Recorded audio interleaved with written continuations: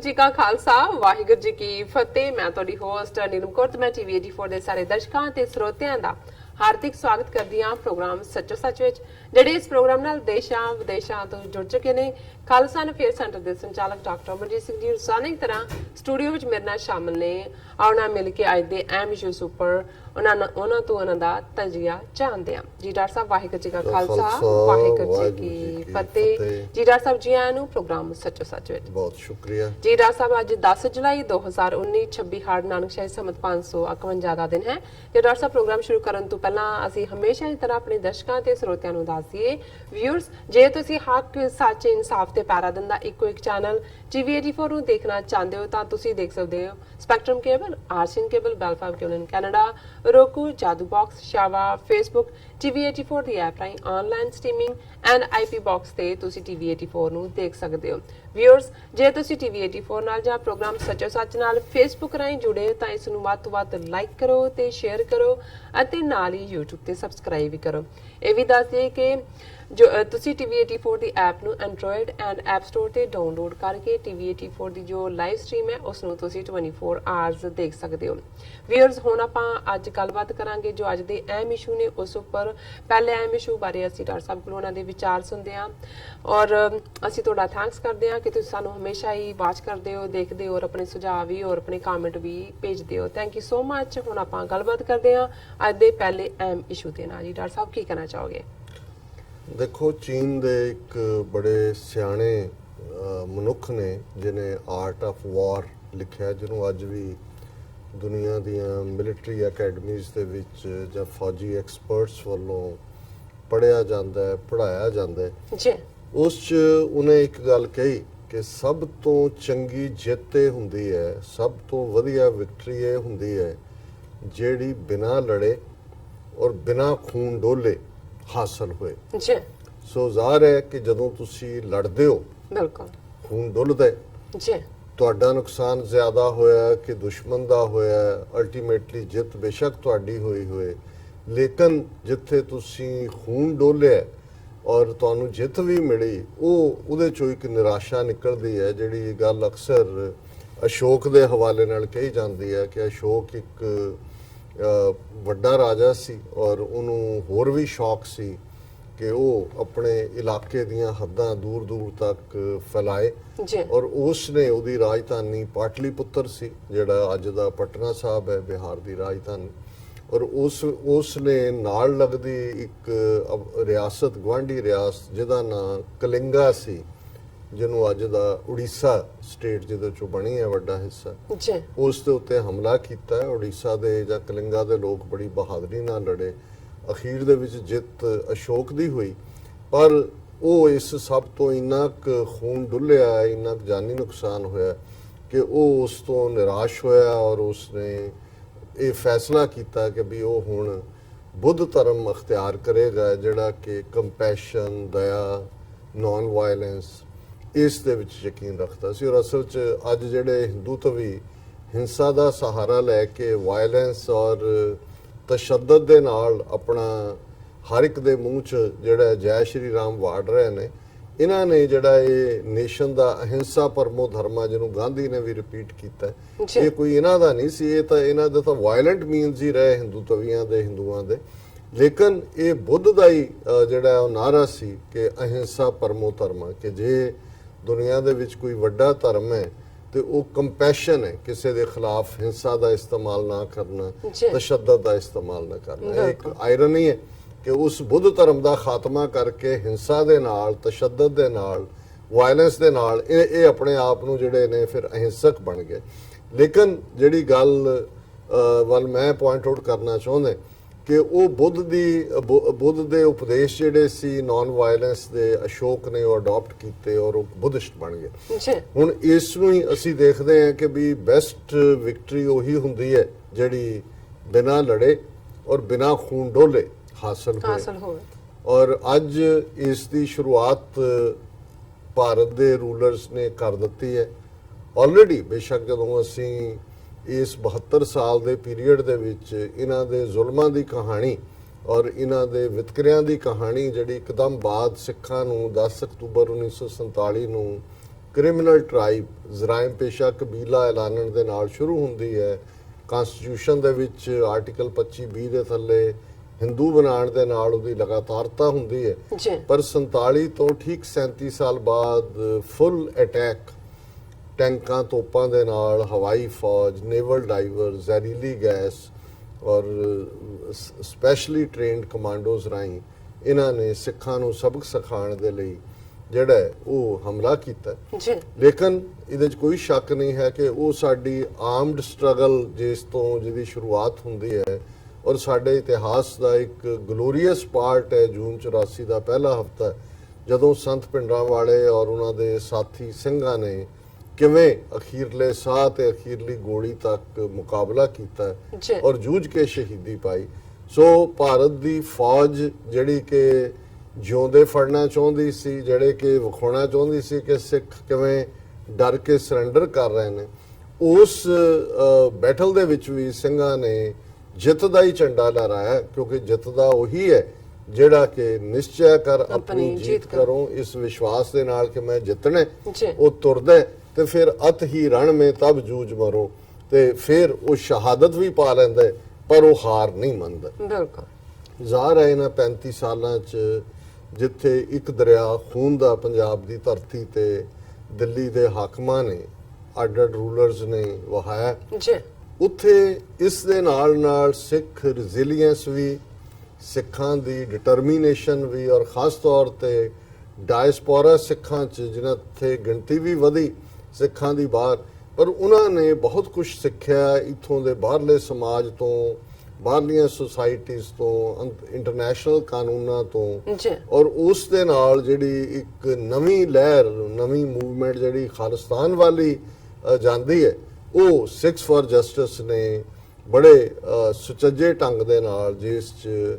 ਪਹਿਲਾਂ ਨਵੰਬਰ 84 ਤੇ ਫੋਕਸ ਸੀ ਕਿ ਵੀ ਇਹ ਜੈਨੋਸਾਈਡ ਹੈ, ਜੀ ਇਸ ਨੂੰ ਦੀ ਰੈਕਗਨੀਸ਼ਨ। ਫਿਰ ਜਿਹੜੇ ਉੱਥੋਂ ਆਉਣ ਵਾਲੇ ਜਿਨ੍ਹਾਂ ਨੇ ਸਾਡੀਆਂ ਬਲੈਕ ਲਿਸਟਾਂ ਬਣਾਈਆਂ ਹੋਈਆਂ ਸੀ ਕਿ ਜੀ ਬਾਹਰ ਬੈਠੇ ਸਿੱਖ ਆ ਕਰਦੇ ਨੇ ਤੇ ਆ ਪ੍ਰੋਟੈਸਟ ਕਰਦੇ ਨੇ, ਇਹਨਾਂ ਨੂੰ ਬਲੈਕ ਲਿਸਟ ਕਰੋ, ਫਿਰ ਉਹਨਾਂ ਦੀਆਂ ਬਲੈਕ ਲਿਸਟਾਂ ਬਣੀਆਂ ਔਰ ਇੱਥੇ ਜਦੋਂ ਮੁਕੱਦਮੇ ਦਾਇਰ ਹੋਣੇ ਸ਼ੁਰੂ ਹੋਏ, ਉਹ ਕਾਂਗਰਸ ਹੋਏ, ਅਕਾਲੀਆਂ ਦੇ ਹੋਣ ਟੁੱਚੇ ਔਰ ਉਹਨਾਂ ਦੇ ਲੀਡਰ ਜਿਹੜੇ ਕਿ ਦਿੱਲੀ ਦਰਬਾਰ ਦੇ ਦਰਬਾਰੀ ਨੇ, ਸੋ ਉਹਨਾਂ ਦਾ ਦਾਖਲਾ ਵੀ ਬੰਦ ਹੋਇਆ ਔਰ ਹੌਲੀ ਹੌਲੀ ਹੌਲੀ ਰੈਫਰੈਂਡਮ 2020 ਦੀ ਜਿਹੜੀ ਬੇਸਿਕ ਮੁਹਿੰਮ ਜਿਹਦੇ ਥੱਲੇ ਇਹ ਫੈਸਲਾ ਲਿਆ ਗਿਆ ਕਿ 2020 ਨਵੰਬਰ 'ਚ ਜਿਹੜਾ ਇਹ ਦੁਨੀਆ ਭਰ ਦੇ ਸਿੱਖ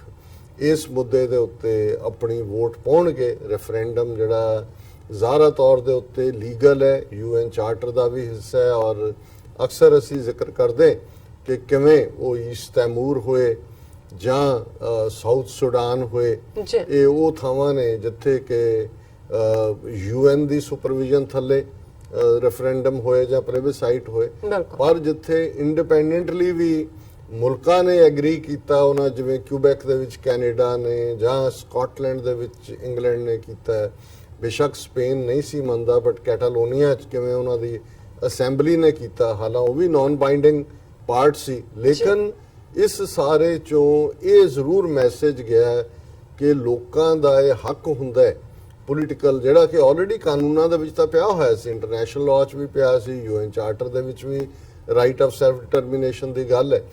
ਪਰ ਇਸ ਪਾਸੇ ਵੱਲ ਸਿੱਖ ਕੌਮ ਦਾ ਜਿਹੜਾ ਵੱਡਾ ਹਿੱਸਾ ਜਿਹੜਾ ਇਸ ਤੋਂ ਬੇਖਬਰ ਸੀ, ਉਸ ਨੂੰ ਇਸ ਗੱਲ ਦੀ ਸਮਝ ਆਣੀ ਸ਼ੁਰੂ ਹੋਈ ਕਿ ਅਸੀਂ ਜਦੋਂ ਖਾਲਿਸਤਾਨ ਦੀ ਗੱਲ ਕਰਦੇ ਹਾਂ, ਖਾਲਿਸਤਾਨ ਲਈ ਸਟਰਗਲ ਕਰਦੇ ਹਾਂ, ਤੇ ਇਹ ਸਾਡੀ well within the ambit of international law ਹੈ ਔਰ ਐਂਬਿਟ ਆਫ ਯੂਨਾਈਟਿਡ ਨੇਸ਼ਨਸ ਹੈ, ਚਾਰਟਰ ਹੈ। ਸੋ ਜ਼ਾਹਰ ਹੈ ਕਿ ਹੁਣ 2019 ਆਲਰੇਡੀ ਜਿਹੜਾ ਪਿਛਲੇ ਖਾਲਸਾ ਸਾਜਨਾ ਦਿਵਸ ਦੇ ਮੌਕੇ ਤੋਂ ਇਹ ਰਜਿਸਟ੍ਰੇਸ਼ਨ ਮੁਹਿੰਮ ਸ਼ੁਰੂ ਹੋਈ ਹੈ ਔਰ ਆਲਰੇਡੀ ਜਿੱਥੇ ਜਿੱਥੇ ਵੀ ਕੋਈ ਵੱਡੇ ਸਮਾਗਮ ਹੁੰਦੇ ਨੇ ਜਾਂ ਉਸ ਤੋਂ ਇਲਾਵਾ ਵੀ ਇਹ ਮੁਹਿੰਮ ਚੱਲ ਰਹੀ ਹੈ। ਮੇਰਾ ਆਪਣਾ ਇਹ ਅੰਦਾਜ਼ਾ ਸੀ ਕਿਉਂਕਿ ਜ਼ਾਹਰਾ ਤੌਰ ਦੇ ਉੱਤੇ ਪਿਛਲੇ ਲਗਭਗ 4 ਦਹਾਕਿਆਂ ਤੋਂ ਸਿੱਖ ਪੰਥਕ ਜੀਵਨ ਦੇ ਵਿੱਚ ਹੁੰਦਿਆਂ ਥੋੜੀ ਬਹੁਤ ਜਿਹੜੀ ਹੈ ਇਸ ਗੱਲ ਦੀ ਸਮਝ ਵੀ ਹੁੰਦੀ ਹੈ ਕਿ ਕੀ ਮੂਵ, ਕੀ ਡਾਇਰੈਕਸ਼ਨ ਲੈ ਸਕਦਾ ਹੈ, ਤੇ ਅਮਰੀਕਾ 'ਚ ਰਹਿ ਕੇ ਇਹ ਜ਼ਰੂਰ ਸਿੱਖਿਆ ਕਿ ਅਮਰੀਕਾ ਨੇ ਜਿਵੇਂ ਵੀ ਜਦੋਂ ਵੀ ਅਮਰੀਕਨ ਕਿਸੇ ਗੱਲ ਨੂੰ ਪਲਾਨ ਕਰਦੇ ਨੇ, ਜਿਹਨੂੰ ਬਲੂ ਪ੍ਰਿੰਟ ਕਹਿੰਦੇ ਨੇ, ਬਣਾਉਂਦੇ ਨੇ, ਤੇ ਉਸ ਤੋਂ ਬਾਅਦ ਉਹ ਪਹਿਲਾ ਉਹਨਾਂ ਦਾ ਸਵਾਲ ਹੁੰਦਾ ਹੈ what can go wrong, ਜੀ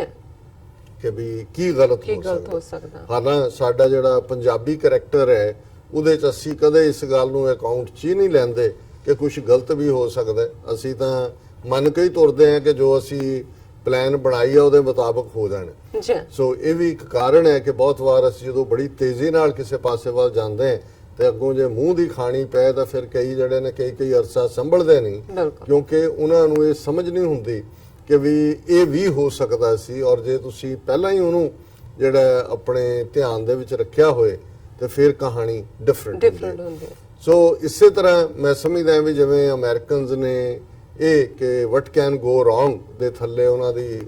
ਪਲਾਨ 2 ਹੁੰਦੀ ਹੈ, ਪਲਾਨ 3 ਹੁੰਦਾ ਹੈ। ਸੋ ਮੇਰੇ ਮਨ 'ਚ ਇਹ ਜ਼ਰੂਰ ਸੀ ਕਿ ਵੀ ਰੈਫਰੈਂਡਮ 2020 ਤੱਕ ਪਹੁੰਚਦੇ ਆ ਦੁਸ਼ਮਣ ਕੀ ਕਰੇਗਾ। ਜੀ ਜ਼ਾਹਰ ਹੈ ਆਪਣੇ ਵਿਚਲੇ ਜਿਹੜੇ ਨੇ ਉਹਨਾਂ ਦੇ ਸ਼ੰਕੇ ਡਿਫਰੈਂਟ ਕਿਸਮ ਦੇ ਸੀ, ਲੇਕਿਨ ਜਦੋਂ ਮੈਂ ਇਹ ਸੋਚਦਾ ਸੀ ਤਾਂ ਮੈਨੂੰ ਇਹ ਲੱਗਦਾ ਸੀ ਕਿ ਵੀ ਇਹ ਨੇੜੇ ਜੇ ਆ ਕੇ ਜਿਹੜਾ ਪੰਜਾਬ ਦੇ ਵਿੱਚ ਰੈਫਰੈਂਡਮ ਨਹੀਂ ਹੋਣ ਦੇਣਗੇ, ਉਸ ਦੇ ਉੱਤੇ ਪਾਬੰਦੀ ਲਾ ਦੇਣਗੇ ਜਾਂ ਗ੍ਰਿਫਤਾਰੀਆਂ ਦਾ ਸਿਲਸਿਲਾ ਸ਼ੁਰੂ ਹੋਏਗਾ। ਪਰ ਫਿਰ ਜਿਹੜਾ ਇਹਦਾ ਡਿਫੈਂਸ ਮੇਰੇ ਮਾਈਂਡ ਸੀ ਕਿ ਜੇ ਇਵੇਂ ਵੀ ਕਰਦੇ ਨੇ ਇਹ ਵੀ ਸਾਡੇ ਹੱਕ ਦੇ ਵਿੱਚ ਜਾਂਦਾ ਹੈ। ਬਿਲਕੁਲ ਸੋ ਜ਼ਾਹਰ ਹੈ ਇਹ ਵੀ ਸਾਡੀ ਜਿੱਤ ਹੋਏਗੀ ਕਿ ਭਾਈ ਇਹ ਜਿਹੜੇ ਨੇ, ਕਿਉਂਕਿ ਜ਼ੁਬਾਨੀ ਕਲਾਮੀ ਇਹ ਕਹੀ ਜਾਂਦੇ ਨੇ ਜੀ ਇੱਥੇ ਤਾਂ ਕੋਈ ਖਾਲਿਸਤਾਨ ਮੰਗਦਾ ਹੀ ਨਹੀਂ ਹੈ, ਇੱਥੇ ਤਾਂ ਕੋਈ ਖਾਲਿਸਤਾਨ ਦੀ ਗੱਲ ਨਹੀਂ ਹੈ। ਪਰ ਜੇ ਇਹ ਉੱਥੇ ਪਾਬੰਦੀ ਲਾਉਣ ਤੱਕ ਜਾਣਗੇ ਤੇ ਫਿਰ ਜ਼ਾਹਰ ਹੈ ਕਿ ਮੈਸੇਜ ਇਹੀ ਜਾਏਗਾ ਕਿ ਭਾਰਤ ਦੀ ਸਰਕਾਰ ਸਟੇਟ ਮਸ਼ੀਨਰੀ ਵਰਤ ਕੇ ਲੋਕਾਂ ਨੂੰ ਉਹਨਾਂ ਦੀਆਂ ਪੋਲੀਟੀਕਲ ਐਸਪੀਰੇਸ਼ਨਸ ਨੂੰ ਕ੍ਰਸ਼ ਕਰ ਰਹੀ ਹੈ, ਉਹਨਾਂ ਨੂੰ ਇਹ ਹੱਕ ਦੇਣ ਨੂੰ ਤਿਆਰ ਨਹੀਂ ਹੈ ਕਿ ਉਹ ਕੀ ਚਾਹੁੰਦੇ ਨੇ। ਜੀ ਪਰ ਇਹ ਵਿਕਟਰੀ ਮੈਨੂੰ ਲੱਗਦਾ ਸੀ ਕਿ ਉਹ ਜਿਹੜੀ ਵਿਕਟਰੀ ਸਾਨੂੰ ਹੈਂਡਓਵਰ ਹੋਣੀ ਹੈ ਉਸ ਪੀਰੀਅਡ ਦੇ ਵਿੱਚ, ਇਹ ਤਾਂ ਲਗਭਗ 1.25 ਸਾਲ ਜਾਂ 1 ਸਾਲ 4 ਮਹੀਨੇ ਪਹਿਲਾਂ ਹੀ ਸਾਨੂੰ ਇਹਨਾਂ ਨੇ 30 ਮਿਲੀਅਨ ਸਿੱਖ ਨੇਸ਼ਨ ਦੇ ਸਾਹਮਣੇ ਇੰਡੀਅਨ ਸਟੇਟ ਨੇ ਸਰੈਂਡਰ ਕਰ ਦਿੱਤਾ ਹੈ। ਜੀ ਔਰ ਇਹ ਵਿਕਟਰੀ ਜਿਹੜੀ ਹੈ ਉਹਨਾਂ ਨੇ ਹੈਂਡਓਵਰ ਕਰ ਦਿੱਤੀ ਹੈ ਆਲਰੇਡੀ ਸਰੈਂਡਰ ਕਰਕੇ ਕਿ ਖਾਲਿਸਤਾਨ ਦੀ ਮੰਜ਼ਿਲ ਸਾਡੇ ਕਰੀਬ ਹੈ। ਔਰ ਇਹ ਖਬਰ ਬੇਸ਼ੱਕ ਪਿਛਲੇ ਜਿਹੜਾ ਵਰਲਡ ਕੱਪ ਕ੍ਰਿਕਟ ਦਾ ਚੱਲ ਰਿਹਾ ਜੀ ਹੈ ਉਸ ਦੇ ਵਿੱਚ ਸਿੰਘ ਯੋਧੇ ਆਪਣਾ ਜਲਵਾ ਦਿਖਾ ਰਹੇ ਸੀ ਇੰਗਲੈਂਡ ਦੇ ਵਿੱਚ, ਔਰ ਖਾਸ ਤੌਰ ਤੇ ਮੈਂ ਵੀਰ ਪਰਮਜੀਤ ਸਿੰਘ ਪੰਮਾ ਉਹਨਾਂ ਦੀ ਸਪਿਰਿਟ ਔਰ ਉਹਨਾਂ ਦੀ ਟੀਮ ਜਿਸ ਦੇ ਵਿੱਚ ਬੜੇ ਹੈਂਡਸਮ ਸਿੱਖ ਨੌਜਵਾਨ ਚੰਗੇ ਜਿਮ ਜਾ ਕੇ ਜਿਨ੍ਹਾਂ ਨੇ ਬਾਡੀਜ਼ ਬਣਾਈਆਂ, ਚਿਹਰਿਆਂ ਅੱਗੇ ਅੱਖਾਂ ਤੇ ਲੱਗੇ ਗੋਗਲਸ ਜੀ ਔਰ ਦੁਮਾਲੇ ਕਿੰਨੇ ਵਧੀਆ ਸਜਾਏ ਹਾਂ ਦੁਮਾਲੇ ਜ਼ਾਹਰ ਹੈ ਜੀ ਬੇਖੌਫ ਬੇਡਰ ਔਰ ਉਹਨਾਂ ਦੀ ਆਵਾਜ਼ ਦੇ ਵਿੱਚ ਵੀ ਦਮ ਬਿਲਕੁਲ ਜਦੋਂ ਖਾਲਿਸਤਾਨ ਜ਼ਿੰਦਾਬਾਦ ਸੂਰਮੇ ਕਹੋ ਉਹਨਾਂ ਨੂੰ ਉਹ ਖਾਲਿਸਤਾਨ ਜ਼ਿੰਦਾਬਾਦ ਉਸ ਸਟੇਡੀਅਮ 'ਚ ਗੂੰਜੇ ਜੀ ਔਰ ਜ਼ਾਹਰ ਹੈ ਕਿ ਵੀ ਕਿਸ ਕਦਰ ਤੁਸੀਂ ਜ਼ਾਹਰ ਹੈ ਕਿ ਇੰਡੀਆ ਦੇ ਹੀ ਮੈਚਸ ਦੋਨੋਂ ਵਾਰੀ ਪਹਿਲਾਂ ਵੀ ਹੁਣ ਨਿਊਜ਼ੀਲੈਂਡ ਦੇ ਖਿਲਾਫ ਸੈਮੀ ਫਾਈਨਲ 'ਚ ਜਿੱਥੇ ਜੁੱਤੀਆਂ ਖਾ ਕੇ ਬਾਹਰ ਨਿਕਲੇ ਨੇ ਜੀ ਔਰ ਜਿਹੜਾ ਭਾਰਤ ਮਾਤਾ ਔਰ ਪਹਿਲਾਂ ਵੀ ਉਹ ਇੱਕ ਮੈਚ ਹਾਰੇ ਜਿਹਦੇ 'ਚ ਕਿ ਭਗਵੇ ਜਰਸੀਆਂ ਪਾ ਕੇ ਆਏ ਸੀ, ਉਹਦੇ 'ਚ ਵੀ ਇਹ ਜਿਹੜਾ ਚੈਲੰਜ ਹੋਇਆ। ਔਰ ਜਿਹੜਾ ਬੀਤੇ ਦਿਨ ਹੈ ਜਿਸ ਦੇ ਵਿੱਚ ਪੀਸਫੁਲੀ ਜਿਹੜੇ ਨੇ ਉਹ ਬੈਠੇ ਨੇ, ਉਸ ਦੀਆਂ ਉਹਨਾਂ ਨੇ ਟੀ-ਸ਼ਰਟਸ ਪਾਈਆਂ ਹੋਈਆਂ 2020 ਦੀਆਂ ਜ਼ਾਹਰ ਹੈ, ਔਰ ਉਹਨਾਂ ਨੂੰ ਆ ਕੇ ਕਿਵੇਂ ਹਰਾਸ ਕੀਤਾ ਜਾਂਦਾ ਹੈ। ਔਰ ਇਹਦੇ 'ਚ 2-3 ਫੈਕਟਰ ਇਸ 'ਚ ਬੜੇ ਅਹਿਮੀਅਤ ਵਾਲੇ ਨੇ। ਇੱਕ ਗੱਲ ਤਾਂ ਅਸੀਂ ਦੇਖਦੇ ਹਾਂ ਕਿ ਇੰਗਲੈਂਡ ਜਿਹਨੂੰ ਵੈਸੇ ਇਹਨਾਂ ਦੇ ਆਪਣੇ ਹੀ ਪ੍ਰਾਈਮ ਮਿਨਿਸਟਰ ਆਈਕੇ ਗੁਜਰਾਲ ਨੇ ਇੱਕ ਵਾਰੀ ਕਿਹਾ ਸੀ 3rd ਰੇਟ ਪਾਵਰ। ਮੈਂ ਵੈਸੇ ਇਹਨੂੰ ਕਿਉਂਕਿ ਕੰਟਰੀ ਆਫ ਸ਼ਾਪਕੀਪਰਸ ਜਿਸ ਨੂੰ ਸ਼ਾਇਦ ਨੈਪੋਲੀਅਨ ਨੇ ਕਿਹਾ ਸੀ ਬ੍ਰਿਟਨ ਬਾਰੇ ਜਾਂ ਕਿਸੇ ਹੋਰ ਦਾ ਕਿ ਦੁਕਾਨਦਾਰਾਂ ਦਾ ਮੁਲਕ। ਸੋ ਇਹ ਜਿਹੜੀ ਕੰਟਰੀ ਆਫ ਸ਼ਾਪਕੀਪਰ ਜਿਹੜੀ ਕੰਟਰੀ ਆਫ ਕਲੋਨੀਅਲਸ ਬਣੀ ਔਰ ਕਿਸ ਅੰਦਾਜ਼ ਦੇ ਵਿੱਚ ਫਿਰ ਇਹਨਾਂ ਨੇ ਜਿਹੜਾ ਉਹ ਥਾਂ ਸਮਝੌਤੇ ਵੀ ਕੀਤੇ, ਜ਼ੁਲਮ ਵੀ ਕੀਤੇ ਔਰ ਕਿਵੇਂ ਕੀਤੇ, ਸਮਝੌਤਿਆਂ ਤੋਂ ਮੁੱਕਰੇ, ਇਹ ਇੱਕ ਵੱਖਰਾ ਚੈਪਟਰ ਤੇ ਵੱਖਰਾ ਇਤਿਹਾਸ ਹੈ। ਪਰ ਇਹਦੇ 'ਚ ਕੋਈ ਸ਼ੱਕ ਨਹੀਂ ਹੈ ਕਿ ਜਦੋਂ ਕਿਸੇ ਸਮਾਜ ਦਾ, ਕਿਸੇ ਸੁਸਾਇਟੀ ਦਾ, ਕਿਸੇ ਐਮਪਾਇਰ ਦਾ ਡਿਕਲਾਈਨ ਹੁੰਦਾ ਹੈ ਤਾਂ ਉਵੇਂ ਹੀ ਹੁੰਦਾ ਜਿਵੇਂ ਇੰਗਲੈਂਡ ਦਾ ਹੋ ਰਿਹਾ। ਉਹਨਾਂ ਦਾ ਐਮਬੈਸਡਰ ਜਿਹੜਾ ਵਾਸ਼ਿੰਗਟਨ ਡੀਸੀ 'ਚ ਹੈ ਉਹਦਾ ਇੱਕ ਲੈਟਰ ਲੀਕ ਹੋਇਆ ਜਿਹਦੇ 'ਚ ਉਹਨੇ ਟਰੰਪ ਬਾਰੇ ਇਹ ਕਿਹਾ ਕਿ ਵੀ ਇਹਨੂੰ ਲੋਕ ਪਸੰਦ ਨਹੀਂ ਕਰਦੇ ਤਾਂ ਬਹੁਤ ਘਟੀਆ ਬੰਦਾ ਹੈ। ਔਰ ਜ਼ਾਹਰ ਹੈ ਫਿਰ ਟਰੰਪ ਜਿਹੜਾ ਉਹਨੇ ਸਿੱਧਾ ਹੀ ਕਿਹਾ ਵੀ ਹੁਣ ਤੇਰੇ ਨਾਲ ਡੀਲ ਨਹੀਂ ਕਰਨਾ। ਔਰ ਨਾਲੇ ਉਹਨੇ ਕਿਹਾ ਜਿਸ ਨੂੰ ਤੂੰ ਰਿਪਰੈਜ਼ੈਂਟ ਕਰਦਾ ਹੈ ਪ੍ਰਾਈਮ ਮਿਨਿਸਟਰ ਤਾਂ ਹੀ ਉੱਥੋਂ ਉਹ ਵੀ ਥੈਰੇਸਾ ਮੇ ਵੀ ਜਿਹੜੀ ਆ ਉਹ ਤੁਰੀ ਚੱਲੀ ਹੈ ਬਾਹਰ ਨੂੰ। ਸੋ ਜ਼ਾਹਰ ਹੈ ਕਿ ਇਹ ਐਂਬੈਸਡਰ ਨੂੰ ਰਿਪਲੇਸ ਕਰਨਾ, ਉਹਨੇ ਕਿਹਾ ਜੀ we'll have no truck with him, nothing to do with him. ਜੀ ਸੋ ਮਤਲਬ ਜਿਹੜੇ ਇੱਕ ਪਾਸੇ ਇੱਕ ਮੁਲਕ ਜਿੱਥੇ ਬ੍ਰਿਟਨ ਔਰ ਅਮਰੀਕਾ ਬੇਸ਼ੱਕ ਰੈਵੋਲੂਸ਼ਨਰੀ ਵਾਰ ਹੋਈ ਉਹਨਾਂ ਤੋਂ ਹੀ ਲਿਬਰੇਟ ਹੋਏ, ਜੀ ਲੇਕਿਨ ਇੱਕ ਸਟੇਜ ਸੀ ਸੈਕੰਡ ਵਰਲਡ ਵਾਰ ਵੇਲੇ ਜਦੋਂ ਚਰਚਲ ਨੇ ਅਪੀਲ ਕੀਤੀ ਕਿ the old talking to the new, ਇਸ ਤਰ੍ਹਾਂ ਦੇ ਭਾਵੁਕ ਜਿਹੇ ਸ਼ਬਦ, ਔਰ ਬਾਅਦ ਦੇ ਵਿੱਚ ਬ੍ਰਿਟਨ ਨੇ ਉਹੀ ਪਾਲਿਸੀ ਅਡਾਪਟ ਕੀਤੀ ਜੋ ਅਮਰੀਕਾ ਦੀ ਰਹੀ। ਅਫਗਾਨਿਸਤਾਨ ਦੇ ਮੁੱਦੇ ਤੇ ਵੀ, ਇਰਾਕ ਦੇ ਮੁੱਦੇ ਤੇ ਟੋਨੀ ਬਲੇਅਰ ਜੀ ਕਿਵੇਂ ਜਿਹੜਾ ਬੁਸ਼ ਦਾ ਚਪੜਾਸੀ ਬਣਿਆ ਹੋਇਆ ਸੀ। ਸੋ ਹੁਣ ਲੇਕਿਨ ਇਹਦੇ ਬਾਵਜੂਦ ਬ੍ਰਿਟਿਸ਼ ਸੁਸਾਇਟੀਜ਼ ਦੀਆਂ ਜਾਂ ਉਹਨਾਂ ਦੀ ਜੋ ਇਸ ਗੱਲ ਦਾ ਪ੍ਰਾਈਡ ਕਰਦੇ ਨੇ ਕਿ ਜੀ ਅਸੀਂ ਮੈਗਨਾ ਕਾਰਟਾ ਦਿੱਤਾ ਹੈ ਦੁਨੀਆ ਨੂੰ, ਅਸੀਂ ਫ੍ਰੀ ਸੁਸਾਇਟੀ, ਫ੍ਰੀ ਸਪੀਚ ਦੇ ਵਿੱਚ ਯਕੀਨ ਰੱਖਦੇ ਹਾਂ, ਜਿਨ੍ਹਾਂ ਨੇ ਹਾਈਡ ਪਾਰਕ ਵਰਗਾ ਉੱਥੇ ਉਹ ਬਣਾਇਆ ਹੋਇਆ ਹੈ ਜਿੱਥੇ ਖਲੋ ਕੇ ਕੋਈ ਵੀ ਬੋਲ ਸਕਦਾ ਹੈ। ਜੀ ਔਰ ਇਹਦੇ ਵਿੱਚ ਕੋਈ ਸ਼ੱਕ ਨਹੀਂ ਹੈ ਕਿ ਜਦੋਂ ਬ੍ਰਿਟਿਸ਼ ਕਲੋਨੀਅਲ ਰੂਲ ਵੀ ਸੀ, ਜਿੱਥੇ ਰਾਜ ਕਰਦੇ ਸੀ ਉੱਥੇ ਉਹਨਾਂ ਦੇ ਕਾਨੂੰਨ ਦੇ ਸੈੱਟ ਵੱਖਰੇ ਹੁੰਦੇ ਸੀ, ਪਰ ਜਿਹੜੇ ਸਟੂਡੈਂਟ ਈਵਨ ਜੋ ਇਹ ਔਰ ਇਹ ਕਿਹਾ ਜਾਂਦਾ ਸੀ ਕਿ ਜਦੋਂ ਸਵੇਜ਼ ਕੈਨਾਲ ਕ੍ਰਾਸ ਕਰਕੇ ਇੰਗਲੈਂਡ ਪਹੁੰਚਦੇ ਨੇ ਤੇ ਉੱਥੇ ਉਹਨਾਂ ਦਾ ਵਰਤਾਰਾ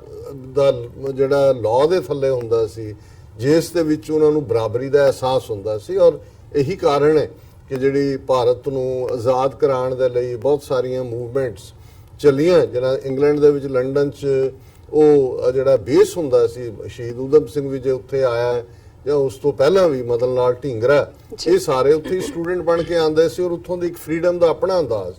ਪਰ ਹੁਣ ਐਂ ਲੱਗਦਾ ਹੈ ਕਿ ਜਿੱਥੇ ਬ੍ਰਿਟਨ ਆਪਣੀ ਇਕਨੋਮੀ ਵਾਈਜ਼ ਥੱਲੇ ਨੂੰ ਜਾ ਰਿਹਾ ਹੈ, ਪੋਲੀਟੀਕਲ ਇਨਫਲੂਐਂਸ ਜਿਹੜਾ ਹੈ ਉਹ ਥਰਡ ਵਰਲਡ ਵਾਲਾ ਬਣਿਆ ਹੋਇਆ ਹੈ, ਉੱਥੇ ਜਿਹੜੀਆਂ ਇੰਸਟੀਟਿਊਸ਼ਨਸ ਕਰਕੇ ਬ੍ਰਿਟਨ ਨੂੰ ਜਾਣਿਆ ਜਾਂਦਾ ਸੀ, ਜਿਸ ਦੀ ਗੱਲ ਕਰਦੇ ਆ ਅਸਾਈਲਮ ਲਈ ਵੀ ਲੋਕ ਉੱਥੇ, ਜੇ ਨਾਗਾਲੈਂਡ ਦੀ ਗੱਲ ਅਸੀਂ ਕੀਤੀ ਸੀ, ਉਹਨਾਂ ਦਾ ਲੀਡਰ ਵੀ ਜਿਹੜਾ ਫੀਜ਼ੋ ਹੈ ਉੱਥੇ ਹੀ ਇਨ ਐਗਜ਼ਾਈਲ ਸੀ। ਡਾਕਟਰ ਜਗਜੀਤ ਸਿੰਘ ਚੌਹਾਨ ਲੰਬਾ ਵਕਤ ਇੰਗਲੈਂਡ ਦੇ ਵਿੱਚ ਰਹੇ ਔਰ ਹੋਰ ਵੀ ਜਿਹੜੀਆਂ ਦੁਨੀਆ ਦੀਆਂ, ਕਿਉਂਕਿ ਉੱਥੇ ਇਸ ਫਰੀडम ਦੀ ਗੱਲ ਰਹੀ ਹੈ। ਲੇਕਿਨ ਹੁਣ ਜਿਸ ਅੰਦਾਜ਼ ਦੇ ਵਿੱਚ ਜਿਹੜਾ ਇਹਨਾਂ ਦਾ ਇੰਟਰਨੈਸ਼ਨਲ ਕ੍ਰਿਕਟ ਬੋਰਡ ਹੈ ਉਹਨੂੰ ਇਨਫਲੂਐਂਸ ਕਰ ਰਿਹਾ ਹੈ ਭਾਰਤ ਦਾ ਕ੍ਰਿਕਟ ਬੋਰਡ, ਹੁਣ ਜਿਹੜੇ 2020 ਦੀਆਂ ਟੀ-ਸ਼ਰਟਸ ਨਾਲ ਪੀਸਫੁਲੀ ਬੈਠੇ ਨੇ, ਹਾਂ ਜੇ ਉਹ ਕੋਈ ਐਸਾ ਕਰਦੇ ਨੇ, ਡਿਸਰਪਟ ਕਰਦੇ ਨੇ, ਫਿਰ ਪੁਲਿਸ ਦਾ ਇੱਕ ਫਰਜ਼ ਹੈ ਜਾਂ ਉਹਨਾਂ ਦਾ ਕੰਮ ਹੈ ਜਾਂ ਡਿਊਟੀ ਹੈ ਕਿ ਉਹ ਇੰਟਰਵੀਨ ਕਰਨ। ਪਰ ਜਸਟ ਜਿਨ੍ਹਾਂ ਨੇ ਟਿਕਟਾਂ ਲੈ ਕੇ ਉੱਥੇ ਬੈਠੇ ਨੇ ਉਹਨਾਂ 'ਚ ਹੁਣ ਇਹ ਚੀਕਾਂ ਮਾਰਦੇ ਨੇ, ਇਹਨਾਂ ਨੂੰ ਪਹਿਲਾਂ ਵੀ ਨਜ਼ਰ ਆਇਆ ਕਿਉਂਕਿ ਇੱਕ ਮੈਚ ਦੇ ਵੇਲੇ ਕਸ਼ਮੀਰੀਆਂ ਦੇ ਮੁੱਦੇ ਦੇ ਉੱਪਰ ਜਹਾਜ਼ ਨੇ ਗੇੜੇ ਲਾਏ ਵੀ ਬੰਦ ਕਰੋ ਕਸ਼ਮੀਰ 'ਚ ਜ਼ੁਲਮ, ਲਿਬਰੇਟ ਕਰੋ ਔਰ ਇਸ ਸਾਰੇ ਨੂੰ। ਔਰ ਇਹਦੇ ਬਾਵਜੂਦ ਕਿ ਇਸ ਮੈਚ ਦੇ ਵਿੱਚ ਜਿਹੜਾ ਕਿ ਕ੍ਰੂਸ਼ਲ ਸੀ ਇਹਨਾਂ ਦੇ ਲਈ ਔਰ ਇਹ ਸਿੰਘ ਆਪਣੇ ਜਿਹੜਾ ਹੈ ਉਸ ਮੈਚ ਨੂੰ ਇੰਜੋਏ ਕਰਨ ਦੇ ਲਈ ਪਹੁੰਚੇ, ਪਰ ਇਹਨਾਂ ਦੀ ਘਬਰਾਹਟ, ਉਹਨਾਂ ਦਾ ਪ੍ਰੈਸ਼ਰ ਔਰ ਕਿਤੇ ਨਾ ਕਿਤੇ ਇੰਗਲੈਂਡ ਦੀ ਗਵਰਨਮੈਂਟ ਨੂੰ ਲੱਗਦਾ ਹੈ ਕਿ ਜੀ ਅਸੀਂ ਉੱਪਰੋਂ ਥੱਲੀ, ਜਿਵੇਂ ਇਹ ਰੈਲੀ ਵੀ ਹੋਈ 2020 ਦੀ ਟ੍ਰੈਫਲਗਾਰ ਸਕੁਆਇਰ ਦੇ ਵਿੱਚ, ਉਦੋਂ ਵੀ 3 ਜਿਹੜੇ ਨੇ ਡਿਮਾਰਸ਼ੇ ਉਹਨਾਂ ਦੀ ਫੋਰਨ ਮਿਨਿਸਟਰੀ ਨੇ ਦਿੱਤੇ, ਹਾਲਾਂਕਿ ਉਦੋਂ ਇੰਗਲੈਂਡ ਨੇ ਪਰਵਾਹ ਨਹੀਂ ਕੀਤੀ। ਪਰ ਕਿਤੇ ਨਾ ਕਿਤੇ ਜਿਵੇਂ ਜੱਗੀ ਜੌਲ ਦਾ ਇਸ਼ੂ ਹੈ, ਇਸ ਤੇ ਵੀ ਇਹਦੇ ਬਾਵਜੂਦ ਕਿ 200 ਦੇ ਕਰੀਬ ਐਮਪੀਜ਼ ਨੇ ਲਿਖਿਆ ਹੋਇਆ, ਕੋਈ ਉਹਦੇ ਤੇ ਕੋਈ ਪ੍ਰੈਸ਼ਰ ਨਹੀਂ ਬਿਲਟ ਕੀਤਾ। ਸੋ ਮੈਂ ਸਮਝਦਾ ਹਾਂ ਵੀ ਇਸ ਗੱਲ ਦਾ ਸਾਨੂੰ ਧਿਆਨ ਰੱਖਣਾ ਪਏਗਾ ਕਿ ਆਉਣ ਵਾਲੇ ਪੀਰੀਅਡ 'ਚ ਇਹ ਪ੍ਰੈਸ਼ਰ ਇੰਗਲੈਂਡ ਦੇ ਵਿੱਚ ਜਿਹੜਾ ਨਜ਼ਰ ਆਇਆ ਕ੍ਰਿਕਟ ਦੇ ਉਸ ਸਟੇਡੀਅਮ ਦੇ ਵਿੱਚ, ਜਿੱਥੇ ਕਿ ਉਹਨਾਂ ਨੌਜਵਾਨਾਂ ਨੂੰ, 2 ਸਿੱਖ ਨੌਜਵਾਨਾਂ ਨੂੰ ਮੌਕੇ ਤੇ ਅਰੈਸਟ ਕੀਤਾ ਗਿਆ, ਉਹਨਾਂ ਨੂੰ ਬਾਹਰ ਲਿਆਂਦਾ ਗਿਆ, ਲੇਕਿਨ ਉਹਨਾਂ ਦੀ ਧਮਕ ਜਿਹੜੀ ਸੀ ਖਾਲਿਸਤਾਨ ਜ਼ਿੰਦਾਬਾਦ ਦੀ, ਉਹਨੇ ਸਾਰਾ ਸਟੇਡੀਅਮ ਔਰ ਜਿਹੜੇ ਭਾਰਤ ਮਾਤਾ ਕੀ ਜੈ ਬੱਕਰੀ ਦੀ ਤਰ੍ਹਾਂ ਜਿਹੜੇ ਮੈਂ ਕਰਦੇ ਸੀ, ਉਹਨਾਂ ਦੀ ਵੀ ਕਿਸੇ ਦੀ ਜੁਰਤ ਨਹੀਂ ਹੈ ਜਿਸ ਜੁਰਤ ਦੇ ਨਾਲ ਉਹ ਉਹਨਾਂ ਨੇ ਆਰਗੂ ਕੀਤਾ। ਉਹ ਉੱਠੇ, ਫਿਰ ਬਾਹਰ ਆਉਂਦਿਆਂ ਵੀ ਉਹਨਾਂ ਨੇ ਆਪਣੀ ਗੱਲ ਖਾਲਿਸਤਾਨ ਜ਼ਿੰਦਾਬਾਦ ਦੇ ਨਾਅਰੇ ਲਾਏ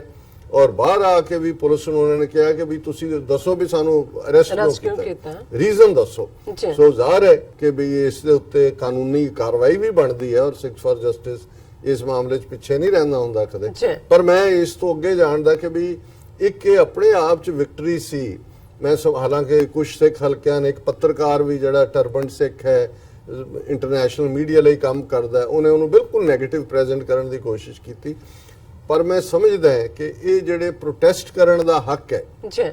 ਔਰ ਜਿਸ ਇਫੈਕਟਿਵਨੈਸ ਦੇ ਨਾਲ ਇਹਨਾਂ ਨੇ ਪ੍ਰੋਟੈਸਟ ਕੀਤਾ, ਇਹ ਆਪਣੇ ਆਪ ਦੇ ਵਿੱਚ ਜਿੱਥੇ ਸਾਡਾ ਹੱਕ ਹੈ ਕਾਨੂੰਨ ਦੇ ਥੱਲੇ, ਇਹ ਗੱਲ ਵੀ ਦੱਸਦਾ ਹੈ ਕਿ ਵੀ ਖਾਲਿਸਤਾਨ ਦੀ ਗੱਲ ਅੱਜ ਸਿਰਫ ਗੁਰਦੁਆਰਿਆਂ ਦੇ ਵਿੱਚ ਨਹੀਂ ਹੈ, ਜਾਂ ਸਿਰਫ ਅਸੀਂ ਇਹਨਾਂ ਦੀਆਂ ਐਮਬੈਸੀਆਂ ਜਾਂ ਕੌਂਸੂਲੇਟਾਂ ਦੇ ਬਾਹਰ ਖਲੋ ਕੇ ਜ਼ਿੰਦਾਬਾਦ ਖਾਲਿਸਤਾਨ ਔਰ ਮੁਰਦਾਬਾਦ ਇਹਨਾਂ ਦਾ ਸਿਸਟਮ ਇਹ ਕਹਿਣ ਤੱਕ ਨਹੀਂ ਹੈ। ਹੁਣ ਅਸੀਂ ਇਹਨਾਂ ਨੂੰ, ਔਰ ਇਹ ਗੱਲ ਈਵਨ ਜਦੋਂ ਕੁਲਦੀਪ ਨਈਅਰ ਸ਼ਿਕਾਗੋ ਦੇ ਵਿੱਚ 1994 ਦੇ ਪੀਰੀਅਡ 'ਚ ਆਇਆ ਔਰ ਮੇਰਾ ਉਹਦੇ ਨਾਲ ਆਮਣਾ ਸਾਹਮਣਾ ਹੋਇਆ ਪੈਰਾਟਾਈਨ ਗੁਰਦੁਆਰਾ ਸਾਹਿਬ, ਤੇ ਮੈਂ ਉਹਨੂੰ ਕਿਹਾ ਸੀ ਕਿ ਵੀ ਤੁਸੀਂ ਸਾਰੇ ਜਿਨ੍ਹਾਂ ਨੇ ਸਾਡੀ ਨਸਲਕੁਸ਼ੀ ਕੀਤੀ ਹੈ ਔਰ ਤੁਹਾਡੀ ਨਸਲ ਦੇ ਉਹ ਲੋਕ ਇਹ ਵਾਰ ਕ੍ਰਿਮੀਨਲਸ ਨੇ, ਔਰ ਇਹਨਾਂ ਨੂੰ ਅਸੀਂ ਚੇਜ਼ ਕਰਾਂਗੇ, will Chase them, find them, extradite them, try them and hang them। ਪਰ ਅਜੇ ਹੈਂਗਿੰਗ ਤੱਕ ਜਾਂ ਟਰਾਈਂਗ ਤੱਕ ਤਾਂ ਸਾਡੀ ਸਟੇਟ ਦਾ ਉਹ ਸਟੈਪ ਨਹੀਂ ਆਇਆ, ਲੇਕਿਨ ਚੇਜ਼ਿੰਗ ਜਿਹੜੀ ਹੈ ਕਿ ਵੀ ਤੁਸੀਂ ਜਿੱਥੇ ਵੀ ਹੋਵੋਗੇ, ਜਿੱਥੇ ਵੀ ਤੁਹਾਡਾ ਇੰਡੀਅਨ, ਤੁਸੀਂ ਆਪਣਾ ਝੰਡਾ ਚੁੱਕ ਕੇ ਆਪਣਾ, ਅਸੀਂ ਜਿਹੜਾ ਤੁਹਾਡਾ ਪਿੱਛਾ ਕਰਾਂਗੇ ਔਰ ਤੁਹਾਨੂੰ ਜਿਹੜਾ ਇਹ ਐਕਸਪੋਜ਼ ਕਰਾਂਗੇ ਦੁਨੀਆ ਦੇ ਸਾਹਮਣੇ। ਔਰ ਉਸ ਦੇ ਨਾਲ ਭਾਰਤ ਨੇ ਕਿਵੇਂ ਵਿਕਟਰੀ ਹੈਂਡਓਵਰ ਕੀਤੀ ਹੈ ਰੈਫਰੈਂਡਮ 2020 ਦੇ ਮੁੱਦੇ ਤੇ ਸਿੱਖ ਕੌਮ ਨੂੰ, ਖਾਲਿਸਤਾਨ ਦੀ ਮੂਵਮੈਂਟ ਨੂੰ, ਉਹਦੀ ਗੱਲ ਕਰਨ ਤੋਂ ਪਹਿਲਾਂ, ਹਾਲਾਂਕਿ ਵੀਡੀਓਜ਼ ਬੜੀਆਂ ਵਾਇਰਲ ਨੇ ਆਲਰੇਡੀ, 5-6 ਡਿਫਰੈਂਟ ਵੀਡੀਓਜ਼ ਨਿਊਜ਼ ਦੇ ਤੌਰ ਦੇ ਉੱਤੇ ਵੀ ਚੱਲੀਆਂ ਨੇ, ਪਰ ਜਿਹੜੇ ਸਾਡੇ ਦਰਸ਼ਕ ਕੰਸੋਲੀਡੇਟਿਡ ਇਨਫੋਰਮੇਸ਼ਨ ਇਸ ਪ੍ਰੋਗਰਾਮ ਤੋਂ ਹੀ ਲੈਂਦੇ ਨੇ, ਉਹਨਾਂ ਦੇ ਗਿਆਨ ਲਈ ਅਸੀਂ ਇੱਕ ਥੋੜੇ ਮਿੰਟ ਨੇ, 3-4 ਮਿੰਟ ਦੇ ਸ਼ਾਇਦ, ਉਸ ਦੀ ਵੀਡੀਓ ਮੈਂ ਟੈਕਨੀਕਲ ਟੀਮ ਨੂੰ ਕਹਾਂਗਾ ਕਿ ਚਲਾ ਦੇਣ ਤਾਂ ਕਿ ਆਈਡੀਆ ਹੋਏ ਕਿ ਸਿੰਘਾਂ ਦਾ ਜੁਝਾਰੂਪਣਾ ਕੀ ਹੈ, ਸਿੱਖਾਂ ਦੀ ਡਿਫਾਈਂਸ ਕੀ ਹੈ, ਬੇਖੌਫ ਹੋਣਾ ਕੀ ਕਿਹਨੂੰ ਕਹਿੰਦੇ ਨੇ, ਔਰ ਸਿਸਟਮ ਦੇ ਵਿੱਚ ਰਹਿੰਦੇ ਆ, ਕਿਸੇ ਨੇ ਕਿਸੇ ਨੂੰ ਧੱਕਾ ਨਹੀਂ ਮਾਰਿਆ, ਕੋਈ ਕੁਛ, ਉਹਨਾਂ ਨੂੰ ਪਤਾ ਹੈ ਕਿ ਸਾਡਾ ਹੱਕ ਹੈ ਕਿ ਅਸੀਂ ਪੀਸਫੁਲੀ ਬੈਠ ਸਕਦੇ ਹਾਂ, ਅਸੀਂ ਆਪਣਾ ਜੋ ਮਰਜ਼ੀ ਵਿਊ, ਅਸੀਂ ਜੋ ਮਰਜ਼ੀ ਚਾਹੀਏ ਪਾ ਸਕਦੇ ਹਾਂ। ਹੁਣ ਬ੍ਰਿਟਨ ਦੀ ਸਰਕਾਰ ਦੱਸੇਗੀ ਵੀ ਕੀ ਪਾ ਕੇ ਉੱਥੇ ਆਣਾ, ਜਾਂ ਤਾਂ ਉੱਥੇ ਕੋਈ ਯੂਨੀਫਾਰਮ ਰੱਖੋਗੇ ਵੀ ਜਿਹੜਾ ਇਸ ਮੈਚ ਨੂੰ ਦੇਖਣ ਆਏਗਾ ਉਹ ਇਹ ਪਾਏਗਾ, ਲੇਕਿਨ ਜ਼ਾਹਰ ਹੈ ਇੰਡੀਅਨ ਇਨਫਲੂਐਂਸ ਕੰਮ ਕਰ ਰਿਹਾ ਹੈ, ਲੇਕਿਨ ਇਹ ਵੀ ਸਿੱਖਾਂ ਨੂੰ ਹੋਰ ਵੀ ਜਿਹੜਾ ਉਹ ਆਪਣੇ ਆਪ ਦੇ ਵਿੱਚ ਨੇੜੇ ਵੀ ਲਿਆਏਗਾ ਔਰ ਮਜ਼ਬੂਤ ਕਰੇਗਾ। ਸੋ ਸਾਡੀ ਟੀਮ ਜ਼ਰਾ ਇਸ ਨੂੰ ਚਲਾ ਦੇਣ।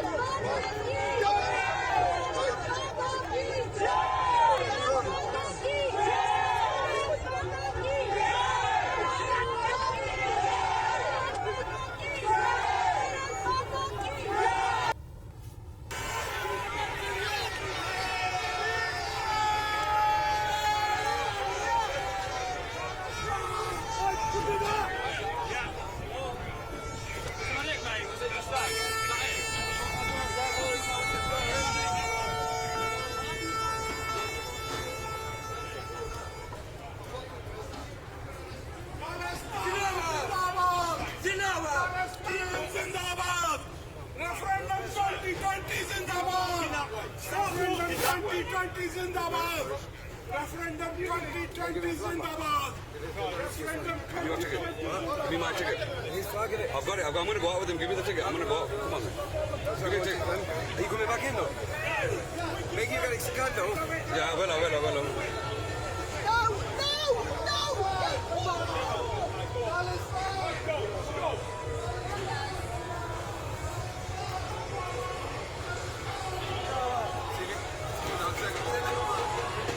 ਜੀ ਡਾਕਟਰ ਸਾਹਿਬ ਦਰਸ਼ਕਾਂ ਨੇ ਇਹ ਵੀਡੀਓਜ਼ ਦੇਖ ਲਈਆਂ ਨੇ, ਕੀ ਕਹਿਣਾ ਚਾਹੋਗੇ ਅੱਗੋਂ? ਸੋ ਜ਼ਾਹਰ ਹੈ ਕਿ ਇਹ ਜਲਵਾ ਜਿਹੜਾ ਕਿ ਸਿੰਘਾਂ ਨੇ ਜਲਵਾਗਰ ਹੋ ਕੇ ਦੁਨੀਆ ਨੂੰ ਦਿਖਾਇਆ ਜੀ ਔਰ ਉਹਨਾਂ ਦੀਆਂ ਦਿੱਲੀ 'ਚ ਬੈਠੇ ਅਜੀਤ ਡੋਵਲ ਦੇ ਨਿਆਣੇ ਅੱਡ ਏਜੰਸੀਆਂ ਵਾਲੇ ਵੀ ਜਿਵੇਂ ਕਹਿੰਦੇ ਨੇ ਹਡਲਡ ਇਨ ਅ ਰੂਮ, ਸਭ ਤੇ ਸਾਹ ਚੜੇ ਹੋਏ ਸੀ, ਕਿਸੇ ਦਾ ਕੋਈ ਮੱਥੇ ਤੋਂ ਪਸੀਨਾ ਪੂੰਝ ਰਿਹਾ ਸੀ, ਕੋਈ ਨੱਕ ਦੀ ਸੀਨ ਸਾਫ਼ ਕਰ ਰਿਹਾ ਸੀ। ਉਹਨਾਂ ਨੂੰ ਇਹ ਪਤਾ ਨਹੀਂ ਲੱਗ ਰਿਹਾ ਕਿ ਵੀ ਇਹ ਜਿਹੜੀ ਡਾਇਸਪੋਰਾ ਸਿੱਖਾਂ ਦੀ ਗੱਲ ਹੈ ਔਰ ਜਿਹੜੀ ਜਿਸ ਪਾਸੇ ਵੱਲ ਜਾ ਰਹੀ ਹੈ, ਚਾਰ ਚਫੇਰੇ ਸੁੱਤੇ ਪਿਆ ਵੀ ਉਹਨਾਂ ਨੂੰ 2020 ਉਹਨਾਂ ਦੇ ਕੰਨਾਂ 'ਚ ਵੱਜਦਾ ਕਿ ਇਹਦਾ ਕੀ ਕਰੀਏ। ਹਾਲਾਂਕਿ ਇਸ ਦੇ ਉੱਤੇ ਕੰਮ ਤਾਂ ਕਾਫੀ ਦੇਰ ਤੋਂ ਕਰ ਰਹੇ ਹੋਣਗੇ, ਕਿਉਂਕਿ ਜ਼ਾਹਰ ਹੈ ਜਿਵੇਂ ਸਮੇਂ-ਸਮੇਂ ਇਹਨਾਂ ਦਾ ਸ਼ੋਅ ਬॉय ਕੈਪਟਨ ਅਮਰਿੰਦਰ ਔਰ ਸੁਖਬੀਰ ਬਾਦਲ ਔਰ ਇਹ ਸਾਰੇ ਬਿਆਨਬਾਜ਼ੀਆਂ ਕਰਦੇ ਰਹੇ ਨੇ, ਉਹ ਅਸੀਂ ਦੂਸਰੇ ਸੈਗਮੈਂਟ ਦੇ ਵਿੱਚ ਉਹਨੂੰ ਡੀਟੇਲ ਦੇ ਵਿੱਚ ਦੇਖਾਂਗੇ ਔਰ ਇਸ ਦੇ ਉੱਤੇ ਸਾਡੇ ਭੈਣ ਜੀ ਅਮਨਜੋਤ ਕੌਰ ਹੋਰਾਂ ਦੀ ਲਿਖਤ ਵੀ ਸਾਨੂੰ ਆਈ ਹੈ। ਜੀ ਲੇਕਿਨ ਜ਼ਾਹਰ ਹੈ ਕਿ ਇੱਕ ਕਦਮ ਉਹਨਾਂ ਨੇ ਇਸ ਪਾਸੇ ਵੱਲ ਵਧਾਉਂਦੇ ਆ ਜਿਹਨੂੰ ਕਹੋ ਕਿ ਸਾਡੇ ਟਰੈਪ 'ਚ ਹੀ ਆ ਗਏ। ਜਿਵੇਂ ਅਸੀਂ ਬਹੁਤ ਵਾਰ ਕਿਸੇ ਗੱਲ ਨੂੰ ਜਦੋਂ ਦੇਖਦੇ ਆ ਕਿ ਵੀ ਸਾਡੇ ਵੀਰ ਭੈਣਾਂ ਜਿਹੜੇ ਇਮੋਸ਼ਨਲੀ ਰਿਐਕਟ ਕਰਦੇ ਨੇ, ਅਸੀਂ ਕਹਿੰਦੇ ਆ ਕਿ ਜੀ ਇਹ ਗੱਲ ਐਕਟ ਕਰਨ ਵਾਲੇ ਦੇ ਹੱਥ 'ਚ ਹੁੰਦੀ ਹੈ, ਰਿਐਕਟ ਵਾਲੇ ਦੇ ਨਹੀਂ। ਸੋ ਜ਼ਾਹਰ ਹੈ ਕਿ ਉਹਨਾਂ ਨੇ ਜਿਹੜਾ ਦਿੱਲੀ ਹਕੂਮਤ ਨੇ ਫੈਸਲਾ ਲਿਆ ਕਿ ਸਿੱਖਸ ਫਾਰ ਜਸਟਿਸ ਨੂੰ ਅਨਲਾਫੁਲ ਆਰਗੇਨਾਈਜੇਸ਼ਨ, ਗੈਰ ਕਾਨੂੰਨੀ ਜਥੇਬੰਦੀ ਉਹਨਾਂ ਨੇ ਐਲਾਨ ਦਿੱਤਾ ਹੈ, ਦੇਖੋ ਦਹਿਸ਼ਤਗਰਦ ਨਹੀਂ। ਹਾਲਾਂਕਿ ਜਦੋਂ ਅਸੀਂ ਅਮਰਿੰਦਰ ਦੀ ਸਟੇਟਮੈਂਟ ਨੂੰ ਐਨਾਲਾਈਜ਼ ਕਰਾਂਗੇ ਕਿ ਇਹ ਸ਼ੋਅ ਬॉय ਗੁਰੂ ਜਿਨ੍ਹਾਂ ਦੇ ਉੱਡਣੇ ਚੇਲੇ ਜਾਨ ਛੜਪ, ਇਹ ਅਜੀਤ ਡੋਵਲ ਨੂੰ ਕਿਵੇਂ ਖੁਸ਼ ਕਰਨ ਤੇ ਲੱਗਾ ਹੋਇਆ ਹੈ ਔਰ ਏਜੰਸੀਆਂ ਨੂੰ ਹਿੰਦੂਤਵੀ ਸ਼ੋਭਾ, ਈਵਨ ਜਿਹੜੇ ਸੈਕੂਲਰ ਆਪਣੇ ਆਪ ਨੂੰ ਕਹਿਣ ਵਾਲੇ ਨੇ ਉਹ ਵੀ ਕਹਿੰਦੇ ਨੇ ਕਿ ਇਹ ਬੀਜੇਪੀ ਦੀ ਹਕੂਮਤ ਹੈ ਪੰਜਾਬ, ਕਿਉਂਕਿ ਇਹ ਬੀਜੇਪੀ ਦੇ ਨਾਲ ਹੀ ਇਹਦੀ ਆਂਡਾ ਗੰਢ ਹੈ ਔਰ ਉਹੀ ਜਿਹੜੀ ਹੈ ਇਸ ਕਿਸਮ ਦਾ ਕਰ ਰਹੇ। ਜੀ ਔਰ ਇਸ ਤੋਂ ਜੇ ਅਸੀਂ ਦਾ ਦੇਖਣਾ ਹੋਏ ਕਿ ਵੀ ਕਿਵੇਂ ਇਹ ਏਜੰਸੀਆਂ ਨੇ ਆਲਮੋਸਟ ਉਹਦੀ ਟਾਈਮਿੰਗ ਜੁੜ ਗਈ ਇੰਗਲੈਂਡ ਦੇ ਨਾਲ, ਪਰ ਉਸ ਪਾਸੇ ਵੱਲ ਜਾ ਰਹੇ ਸੀ। 2 ਦਿਨ ਪਹਿਲਾਂ ਹੀ ਅਕਾਲੀਆਂ ਦਾ ਜਿਹੜਾ ਸਪੋਕਸਮੈਨ ਇੱਕ ਬਣਿਆ ਹੋਇਆ ਹੈ ਦਲਜੀਤ ਚੀਮਾ, ਗਟਲੈਸ ਸਪਾਈਨਲੈਸ ਟੁੱਥਲੈਸ ਚੋਰ, ਜਿਹੜਾ ਇਹਨਾਂ ਦਾ ਇਨਵੈਸਟਰ ਹੈ, ਜਿਵੇਂ ਇਹਨਾਂ ਦੇ ਚੋਰੀ ਦਾ ਮਾਲ ਬਾਦਲ ਟੱਬਰ ਦਾ ਉਹਨੂੰ ਇਨਵੈਸਟ ਕਰਾਉਂਦਾ, ਇਹਦੇ ਮੂੰਹ 'ਚ ਵੀ ਹੱਡੀ ਪਾ ਦਿੰਦੇ ਨੇ, 1-ਅੱਧਾ% ਇਹਦਾ ਵੀ ਵਿੱਚ ਪ੍ਰੋਫਿਟ ਰੱਖਿਆ ਹੁੰਦਾ। ਉਹਨੇ ਜਿਸ ਤਰੀਕੇ ਨਾਲ ਕਿਹਾ ਕਿ ਜੀ ਖਾਲਿਸਤਾਨ ਤਾਂ ਕੋਈ ਮੈਟਰ ਹੀ ਨਹੀਂ ਹੈ, ਇੱਥੇ ਤਾਂ ਕੋਈ ਨਹੀਂ ਚਾਹੁੰਦਾ ਹੈ, ਇਹ ਤਾਂ ਸਿੱਖਸ ਫਾਰ ਜਸਟਿਸ ਔਰ ਦੂਜੇ ਜਿਹੜੇ ਨੇ ਬਾਹਰ ਇਹ ਫਿਊ ਹੈਂਡਫੁਲਸ ਕਰ ਰਹੇ ਨੇ। ਹੁਣ ਜਿਹੜਾ ਆਰਗੂਮੈਂਟ ਔਰ ਉਹ ਅਸੀਂ ਦੂਸਰੇ ਸੈਗਮੈਂਟ 'ਚ ਦੇਖਾਂਗੇ, ਉਸ ਦਾ ਵੀ ਧਿਆਨ ਕਰਾਂਗੇ, ਪਰ ਜਿਹੜੀ ਗੱਲ ਦੇਖਣ ਵਾਲੀ ਹੈ ਕਿ ਵੀ ਜਿਵੇਂ ਅੰਗਰੇਜ਼ੀ 'ਚ ਕਹਿੰਦੇ ਨੇ ਵੀ you can't run with the hare and hunt with the hound, ਕਿ ਜਾਂ ਤੁਸੀਂ ਸ਼ਿਕਾਰੀ ਕੁੱਤੇ ਨਾਲ ਹੋਵੋ ਤੇ ਜਾਂ ਸਹਿ ਨਾਲ ਹੋਵੋ। ਇੱਕ ਪਾਸੇ ਇਹਨਾਂ ਸਾਰਿਆਂ ਦਾ ਹੀ ਆਰਗੂਮੈਂਟ ਹੈ, ਸਣੇ ਅਮਰਿੰਦਰ, ਸਣੇ ਇਹਨਾਂ ਦੇ ਬਾਕੀ ਰੈਂਟਾ ਸਿੱਖ ਜਿਹੜੇ ਇਹਨਾਂ ਨੇ ਰੱਖੇ ਹੋਏ ਨੇ ਸਾਰੇ, ਕਿ ਜੀ ਖਾਲਿਸਤਾਨ ਤਾਂ ਕੋਈ ਮੰਗਦਾ ਹੀ ਨਹੀਂ ਹੈ, ਇੱਥੇ ਕਿਸੇ ਨੂੰ ਪੁੱਛ ਲਓ, ਖਾਲਿਸਤਾਨ ਕੋਈ ਨਹੀਂ ਮੰਗਦਾ। ਇਹ ਤਾਂ ਐਵੇਂ ਬਾਹਰ ਨੇ ਥੋੜੇ ਜਿਹੇ ਜਿਨ੍ਹਾਂ ਨੇ ਦੁਕਾਨਾਂ ਚਲਾਈਆਂ ਹੋਈਆਂ ਆਪਣੀਆਂ, ਸਿੱਖ ਤਾਂ ਚਾਹੁੰਦੇ ਹੀ ਨਹੀਂ। ਜੀ ਚਲੋ ਮੰਨ ਲਓ ਉਹਨਾਂ ਦਾ ਇਹ ਆਰਗੂਮੈਂਟ ਵੀ ਮੰਨ ਲਓ, ਜੇ ਇਹੀ ਗੱਲ ਹੈ ਤੇ ਫਿਰ ਏਡਾ ਕੀ ਖਤਰਾ ਪੈ ਗਿਆ? ਕਿਹੜੀ ਸਿੱਖਸ ਫਾਰ ਜਸਟਿਸ ਨੇ ਭੰਗੀਆਂ ਵਾਲੀ ਜ਼ਮਜ਼ਮਾ ਤੋਪ ਜਿਹੜੀ ਹੈ ਉਹ ਮੋਦੀ ਵੱਲ ਬੀੜ ਦਿੱਤੀ ਹੈ ਕਿ ਇਹਨਾਂ ਨੂੰ ਸਿੱਖਸ ਫਾਰ ਜਸਟਿਸ ਨੂੰ ਅਨਲਾਫੁਲ ਆਰਗੇਨਾਈਜੇਸ਼ਨ ਡਿਕਲੇਅਰ ਕਰਨਾ ਪਿਆ? ਬੜਾ ਸਿੰਪਲ ਹੈ। ਹੁਣ ਦੂਸਰਾ ਪੱਖ ਇਹ ਹੈ ਕਿ ਗੱਲ ਉਹਨਾਂ ਨੂੰ ਇਸ ਲਈ ਹਰ ਗੱਲ ਤੋਂ ਡਰ ਲੱਗਦਾ ਹੈ ਕਿਉਂਕਿ, ਔਰ ਇਹ ਗੱਲ ਮੈਂ ਨਹੀਂ ਕਹਿੰਦਾ, ਇਹਨਾਂ ਦਾ ਆਪਣਾ ਇੰਟੈਲੀਜੈਂਸ ਬਿਊਰੋ ਚੀਫ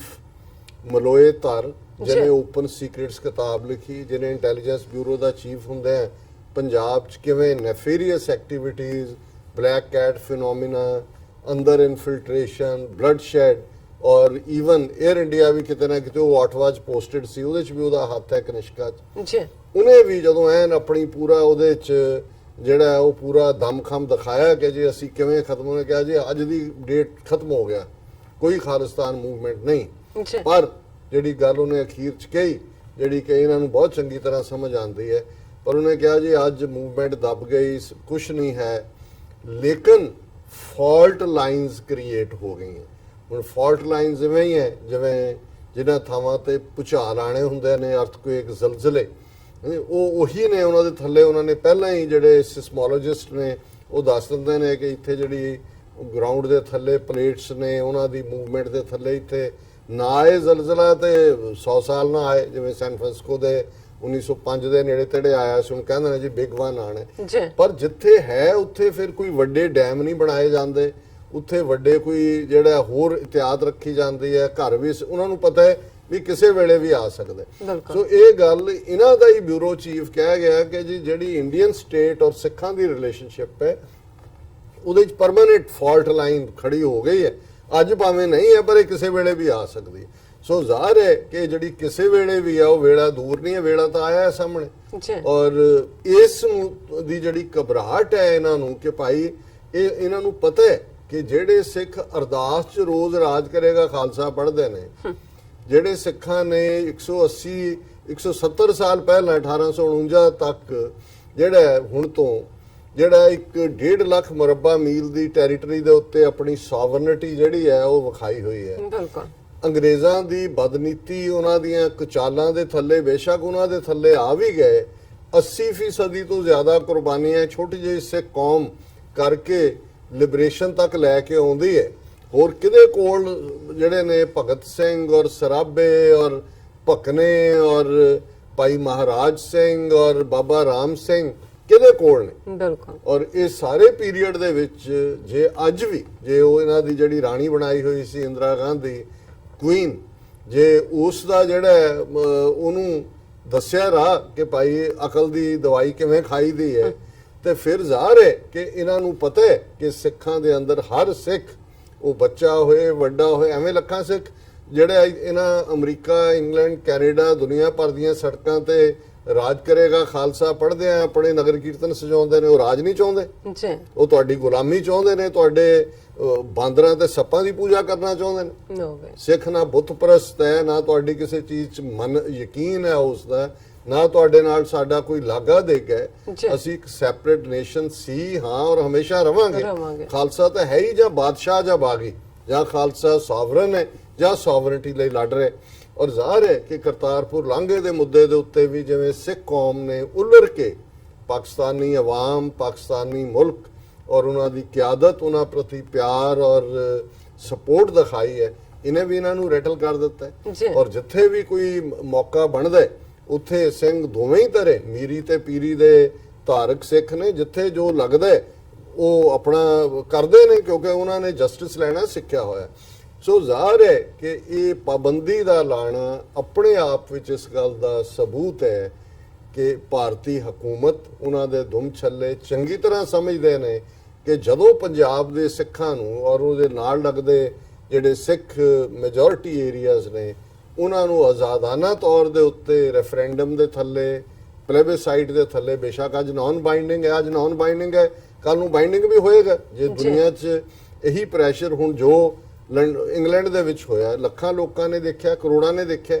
ਕਿ ਵੀ ਇਹ ਹੈ ਕੋਈ ਪ੍ਰੋਬਲਮ ਹੈ, ਇਹ ਨਹੀਂ ਹੈ ਕਿਹੜਾ ਆ ਕੇ ਆਪਣੇ ਆਪ ਨੂੰ ਜਿਹੜਾ ਉਹ ਹੈਂਡਕਫ ਕਰਾਏਗਾ ਜਾਂ ਆ ਕੇ ਚੈਲੰਜ ਕਰੇਗਾ ਜਾਂ ਕੋਈ ਵੀ, ਕਿਉਂਕਿ ਉਹਨਾਂ ਨੂੰ ਇਹ ਪਤਾ ਹੈ ਕਿ ਵੀ ਇਹ ਉੱਥੇ ਪ੍ਰੋਬਲਮ ਹੈ। ਸੋ ਜ਼ਾਹਰ ਹੈ ਕਿ ਆਲਰੇਡੀ ਜਿਹੜਾ ਖਾਲਿਸਤਾਨ ਲਫ਼ਜ਼ ਹੈ ਜਾਂ ਰੈਫਰੈਂਡਮ 2020 ਲਫ਼ਜ਼ ਹੈ, ਇਸ ਦੀਆਂ ਕੋਨੋਟੇਸ਼ਨਸ ਵੀ ਸਮਝ ਆਉਂਦੀਆਂ ਨੇ ਬਹੁਤਿਆਂ ਨੂੰ। ਔਰ ਪੰਜਾਬ ਦੇ ਵਿੱਚ ਜਿਵੇਂ ਸਾਰੇ ਰੈਟਲ ਹੋਏ ਨੇ, ਔਰ ਅਸੀਂ ਦੂਸਰੇ ਸੈਗਮੈਂਟ 'ਚ ਇਸ ਦਾ ਫਿਰ ਡੀਟੇਲ 'ਚ ਜ਼ਿਕਰ ਕਰਾਂਗੇ। ਸੋ ਮੈਂ ਸਮਝਦਾ ਕਿ ਵੀ ਅੱਜ ਜਦੋਂ ਸਵੇਰੇ ਕਾਲਾਂ ਦਾ ਸਿਲਸਿਲਾ ਸ਼ੁਰੂ ਹੋਇਆ, ਕੁਛ ਨੇ ਫਿਕਰ ਦਿਖਾਇਆ, ਕੁਛ ਨੇ ਅਦਰਵਾਈਜ਼, ਤੇ ਮੈਂ ਤਾਂ ਹਮੇਸ਼ਾ ਵਾਂਗ ਮੁਬਾਰਕਬਾਦ ਹੀ ਦਿੱਤੀ ਜਿਵੇਂ ਮੋਦੀ ਦੇ ਦੁਬਾਰਾ ਜਿੱਤਣ ਤੇ ਦਿੱਤੀ ਸੀ। ਔਰ ਉਦੋਂ ਵੀ ਮੈਂ ਇਹ ਕਿਹਾ ਸੀ ਕਿ ਜਿਹੜੇ ਸਾਥੋਂ ਖਾਲਿਸਤਾਨੀ ਨਹੀਂ ਬਣੇ ਉਹਨਾਂ ਨੂੰ ਮੋਦੀ ਬਣਾਏਗਾ ਔਰ ਇਹ ਸਾਡੀ ਮੰਜ਼ਿਲ ਬੜੀ ਕਰੀਬ ਲਿਆਏਗਾ। ਔਰ ਮੈਂ ਸਮਝਦਾ ਕਿ ਆਲਰੇਡੀ ਸਿੱਖਸ ਫਾਰ ਜਸਟਿਸ ਤੇ ਪਾਬੰਦੀ ਲਾ ਕੇ ਰੈਫਰੈਂਡਮ 2020 ਦਾ ਝੰਡਾ ਗੱਡਿਆ ਗਿਆ। ਆਲਰੇਡੀ ਵਿਕਟਰੀ ਟੂ ਦਾ ਪੰਥ ਹੈ, ਵਿਕਟਰੀ ਟੂ ਦਾ ਖਾਲਿਸਤਾਨ ਹੈ। ਔਰ ਮੈਂ ਸਿੱਖਸ ਫਾਰ ਜਸਟਿਸ ਦੇ ਸਾਰੇ ਜਿਹੜੇ ਐਕਟਿਵਿਸਟ ਨੇ ਦੁਨੀਆ ਭਰ ਦੇ ਵਿੱਚ ਉਹਨਾਂ ਨੂੰ ਮੁਬਾਰਕਬਾਦ ਦਿੰਦਾ ਕਿ ਉਹਨਾਂ ਦੀ ਡਿਟਰਮੀਨੇਸ਼ਨ, ਉਹਨਾਂ ਦਾ ਕੰਮ ਕਰਨ ਦਾ ਢੰਗ, ਉਹਨਾਂ ਦਾ PR ਰਿਮਾਰਕੇਬਲ ਹੈ। ਔਰ ਮੈਂ ਈਵਨ ਆਪਣੇ ਵੀ ਉਹਨਾਂ ਭਰਾਵਾਂ ਭੈਣਾਂ ਨੂੰ ਮੈਂ ਅੱਜ ਦੀ ਆਵਾਜ਼ ਰੇਡੀਓ ਟਾਕ ਸ਼ੋਅ ਤੇ ਵੀ ਕਿਹਾ ਸੀ ਕਿ ਅਸੀਂ ਅਕਾਲੀਆਂ ਨੂੰ ਹਮੇਸ਼ਾ ਕਿਉਂ ਕਹਿੰਦੇ ਆ ਕਿ ਭਾਈ ਇਹਨਾਂ ਨੇ ਕੰਸਪਾਇਰ ਕੀਤਾ ਜੂਨ 84 ਦੇ ਹਮਲੇ ਲਈ ਇੰਦਰਾ ਗਾਂਧੀ ਦੇ ਨਾਲ, ਜਾਂ ਅੱਜ ਦੀ ਲੀਡਰ, ਕਿਉਂਕਿ ਜਦੋਂ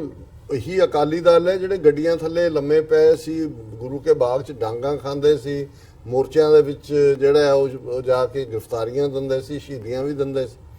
ਲੇਕਿਨ ਇੱਕ ਸਟੇਜ ਤੇ ਜਦੋਂ ਜੱਫਾ ਮਾਰ ਨੀਤੀ ਬਣ ਗਈ ਇਹ ਜਥੇਦਾਰ ਨਹੀਂ ਰਹੇ, ਜੱਫੇਮਾਰ ਬਣ ਗਏ। ਫਿਰ ਜਿਹੜਾ ਵੀ ਕੋਈ ਨਵਾਂ ਯੰਗ ਉੱਠਿਆ ਜਾਂ ਕੁਝ ਕਰਨਾ ਚਾਹੁੰਦਾ ਸੀ, ਉਹਨੂੰ ਉਹ ਤੋਂ ਇਹਨਾਂ ਨੂੰ ਖਤਰਾ ਲੱਗਦਾ ਸੀ, ਔਰ ਉਹਦਾ ਫਿਰ ਉਹਨਾਂ ਨੇ ਵਿਰੋਧ ਸੰਤ ਪਿੰਡਾਂ ਵਾਲਿਆਂ ਤੋਂ ਲੈ ਕੇ ਜੁਝਾਰੂ ਲਹਿਰ ਔਰ ਹੁਣ ਤੱਕ। ਸੋ ਮੈਂ ਬਹੁਤ ਵਾਰ ਦੇਖਦਾ ਕਿ ਸਾਡੇ ਬਾਹਰ ਵੀ ਜਿਨ੍ਹਾਂ ਨੂੰ ਅਸੀਂ ਸੀਨੀਅਰ ਖਾਲਿਸਤਾਨੀ ਲੀਡਰਸ਼ਿਪ ਕਹਿੰਦੇ ਆ, ਭਾਵੇਂ ਉਹ ਕਿਸੇ ਵੀ ਧਿਰ ਦੇ ਵਿੱਚ ਬੈਠੀ ਹੈ, ਉਹਨਾਂ ਦੇ ਵਿੱਚ ਵੀ ਇਸ ਕਿਸਮ ਦਾ ਕਿਤੇ ਨਾ ਕਿਤੇ ਜਿਹੜਾ ਹੈ ਉਹ ਦੇਖਣ ਨੂੰ ਆਉਂਦਾ ਹੈ ਕਿ ਉਹ ਇਨਸਿਕਿਉਰ ਹੁੰਦੇ ਨੇ। ਔਰ ਮੇਰਾ ਇਹ ਕਹਿਣਾ ਹੁੰਦਾ ਹੈ ਵੀ ਜਿਹੜਾ ਪੰਥ ਲਈ ਕੰਮ ਕਰਦਾ ਹੈ, ਕਿਸੇ ਝੰਡੇ ਥੱਲੇ ਕਰ ਰਿਹਾ, ਸਾਡੀ ਇਸ ਵੇਲੇ ਸਿੱਖਾਂ ਨੂੰ ਮਾਰਨ ਲਈ ਹਰ ਸ਼ੇਡ ਦੇ ਹਿੰਦੂਤਵੀ ਹੋਣ, ਸਿੱਧੇ ਬੀਜੇਪੀ ਦੇ, ਕਾਂਗਰਸੀ ਹੋਣ, ਕਾਮਰੇਡ ਹੋਣ, ਕਿਸੇ ਸਿੱਖ ਇਸ਼ੂ ਤੇ ਦੱਸ ਦਿਓ ਕਿ ਸਿੱਖਾਂ ਲਈ ਹਾਂ ਦਾ ਨਾਰਾ ਮਾਰਦਾ, ਸਾਨੂੰ ਮਾਰਨ ਲਈ ਸਾਰੇ ਇਕੱਠੇ ਨੇ। ਤੇ ਆਪਣੀ ਆਜ਼ਾਦੀ ਦੀ ਗੱਲ ਲਈ, ਆਪਣੇ ਹੱਕਾਂ ਦੇ ਲਈ ਜੇ ਕੋਈ ਸਾਡੇ ਕੰਮ ਕਰਦਾ ਸਾਡਾ ਭਰਾ ਭੈਣ, ਉਦੋਂ ਧਿਰ ਜਾਂ ਧੜਾ ਜਾਂ ਦੂਜੀ ਚੀਜ਼ ਸਾਡੇ ਦਿਮਾਗ 'ਚ ਨਹੀਂ ਆਣੀ ਚਾਹੀਦੀ। ਔਰ ਸਾਨੂੰ ਜਿਹੜੀ ਹੈ ਅਨਕੰਡੀਸ਼ਨਲ ਸਪੋਰਟ ਜਿਹੜਾ ਪੰਥ ਲਈ ਕੰਮ ਕਰਦਾ ਉਹਨੂੰ ਦੇਣੀ ਚਾਹੀਦੀ ਹੈ। ਔਰ ਮੈਂ ਸਮਝਦਾ ਵੀ ਸਿੱਖਸ ਫਾਰ ਜਸਟਿਸ ਨੇ ਆਪਣੇ ਇਹਨਾਂ ਕੰਮਾਂ ਦੇ ਨਾਲ ਜਿਹੜਾ ਉਹ ਪ੍ਰੂਫ ਕੀਤਾ ਕਿ ਖਾਲਿਸਤਾਨ ਦੀ ਮੰਜ਼ਿਲ ਵੱਲ ਵਧਣਾ ਔਰ ਉਹ ਸਾਰੇ ਦੇ ਲਈ ਸਭ ਨੂੰ ਨਾਲ ਲੈ ਕੇ ਚੱਲਣਾ, ਇਹ ਸਾਡੇ ਸਭ ਦੀ ਵੀ ਡਿਊਟੀ ਹੈ, ਫਰਜ਼ ਹੈ, ਕਿਸੇ ਤੇ ਆਸਾਨ ਨਹੀਂ। ਬਿਲਕੁਲ ਡਾਕਟਰ ਸਾਹਿਬ, ਇੱਥੇ ਲੈਣੇ ਬ੍ਰੇਕ ਤੋਂ ਪਹਿਲਾਂ ਅਸੀਂ ਦਰਸ਼ਕਾਂ ਤੇ ਸਰੋਤਿਆਂ ਨੂੰ ਅਪੀਲ ਤੇ ਬੇਨਤੀ ਕਰਦੀ ਹਾਂ ਵਿਊਅਰਸ, ਜਿਸ ਤਰ੍ਹਾਂ ਕਿ ਤੁਸੀਂ ਜਾਣਦੇ ਹੋ ਕਿ ਟੀਵੀ 84 ਇੱਕ ਪੰਥਕ ਚੈਨਲ ਹੈ। ਟੀਵੀ 84 ਸਿੱਖਾਂ, ਕਸ਼ਮੀਰੀਆਂ ਅਤੇ ਭਾਰਤ ਦੀਆਂ ਨਾਰਥ ਈਸਟ ਸਟੇਟਾਂ ਦੇ ਲੋਕਾਂ ਦੇ ਸਵੈਨੇ ਦੇ ਹੱਕਾਂ ਦਾ ਹਾਮੀ ਹੈ। ਅਸੀਂ ਚਾਹਾਂਗੇ ਕਿ ਤੁਸੀਂ ਟੀਵੀ 84 ਦੀ ਚੜ੍ਹਦੀ ਕਲਾ ਲਈ ਵੱਧ ਤੋਂ ਵੱਧ ਡੋਨੇਟ ਕਰੋ। ਡੋਨੇਟ ਕਰਨ ਲਈ ਸਾਡੀ ਵੈਬਸਾਈਟ tv84.tv ਤੇ ਜਾ ਕੇ ਪੇਪਲ ਦੀ ਵਰਤੋਂ ਕਰਕੇ ਵਨ ਟਾਈਮ ਡੋਨੇਟ ਕਰ ਸਕਦੇ ਹੋ, ਮੰਥਲੀ ਡੋਨੇਟ ਵੀ ਕਰ ਸਕਦੇ ਹੋ। ਤੁਸੀਂ ਟੀਵੀ 84 ਦੇ ਨਾਮ ਤੇ ਚੈੱਕ ਬਣਾ ਕੇ ਸਾਨੂੰ ਮੇਲ ਵੀ ਕਰ ਸਕਦੇ ਹੋ ਸਾਡੇ ਇਸ ਪਤੇ ਤੇ 36-01 37th Avenue, Long Island City, New York 11101 USA, ਜਾਂ ਫਿਰ ਤੁਸੀਂ ਸਾਨੂੰ ਫੋਨ ਰਾਹੀਂ ਵੀ ਸੰਪਰਕ ਕਰ ਸਕਦੇ ਹੋ ਸਾਡੇ ਫੋਨ ਨੰਬਰ ਤੇ 5164060694। Thank you so much viewers. ਵਿਚਾਰਾਂ ਦਾ ਸਿਲਸਿਲਾ ਇਸ ਤਰ੍ਹਾਂ ਹੀ ਚੱਲਦਾ ਰਹੇਗਾ। ਮਿਲਦੇ ਹਾਂ ਛੋਟੇ ਜਿਹੇ ਬ੍ਰੇਕ ਤੋਂ ਬਾਅਦ।